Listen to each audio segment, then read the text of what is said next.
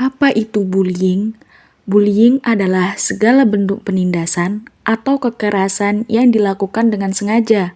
Bullying dapat dilakukan oleh satu orang atau sekelompok orang yang lebih kuat atau berkuasa terhadap orang lain dengan tujuan untuk menyakiti dan dilakukan secara terus-menerus.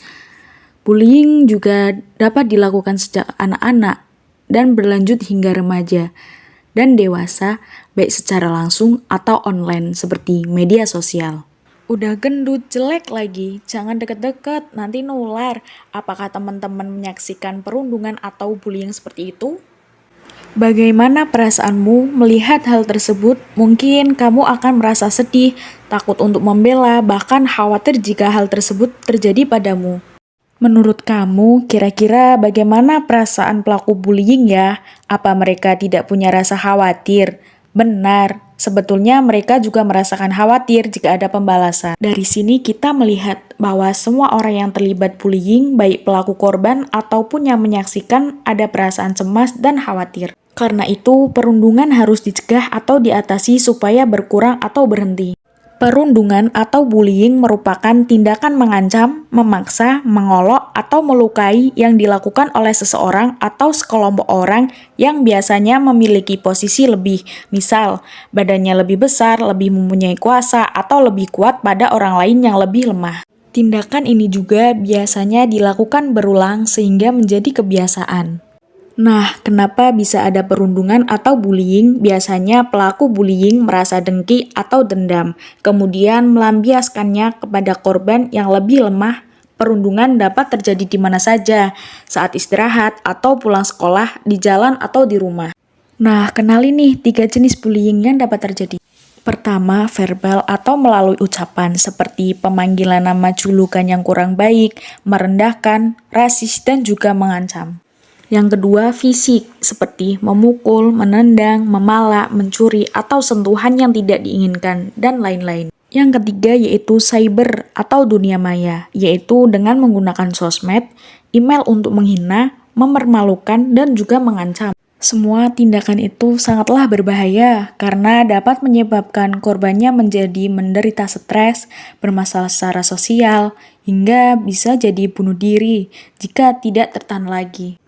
Baru-baru ini publik dikejutkan oleh tewasnya MR, usia 11 tahun, siswa SD asal Banyuwangi, yang gantung diri lantaran diduga kerap mengalami perundungan atau bullying dari teman-temannya.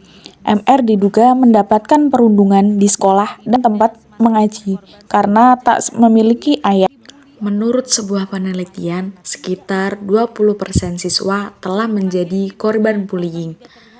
Menurut data Programmer for International Student Assessment atau PISA, anak dan remaja di Indonesia mengalami intimidasi sebanyak 15%, penghinaan sebanyak 22%, pengancaman sebanyak 14%, perundungan fisik sebanyak 18%, dan 20% digosipkan kabar buruk.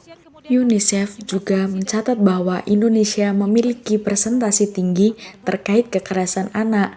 Dampak akibat bullying tidak hanya dirasakan oleh korban saja, para pelaku bullying juga mendapatkan dampak tersendiri. Alasan orang melakukan bullying. Alasan orang melakukan bullying yang pertama yaitu merasa tidak aman atau cemburu. Kita semua menyadari bagaimana status sosial memainkan peran utama dalam masyarakat. Faktor sosial ini memberikan kita kecenderungan untuk mengejek atau menggertak orang lain.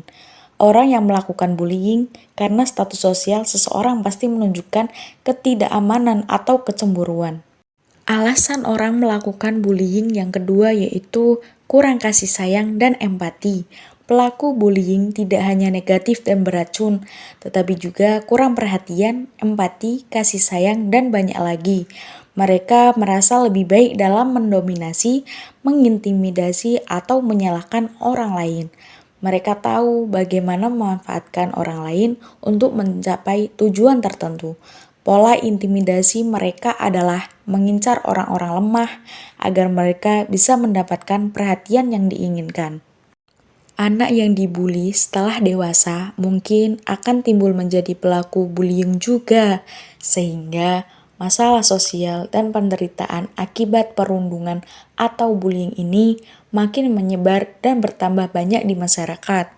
Lalu, apa yang harus kita lakukan untuk mengatasi perundungan atau bullying? Jangan dibiarkan ya, karena perundungan bisa jadi makin parah kalau dibiarkan. Jika kamu korbannya, segera lapor ke orang tua, guru, maupun pejabat daerah seperti RT, RW agar segera diatasi. Jika kamu saksinya, sama juga, segera laporkan. Ini bukan artinya kamu tukang mengadu ya, tapi itu namanya kamu peduli terhadap sesama. Terus boleh enggak kamu coba langsung dihentikan di tempat? Sebaiknya jangan. Jika kamu belum tahu cara mengatasi hal ini, situasinya mungkin bisa jadi lebih parah. Misalnya, kamu yang jadi sasaran atau pelaku bullying menghukum korban setelah kamu pergi, tapi jangan biarkan perundungan terjadi di sekitarmu. Ayo jadi anak yang peka, peduli, dan menyayangi sesama. Laporkan dan stop perundungan.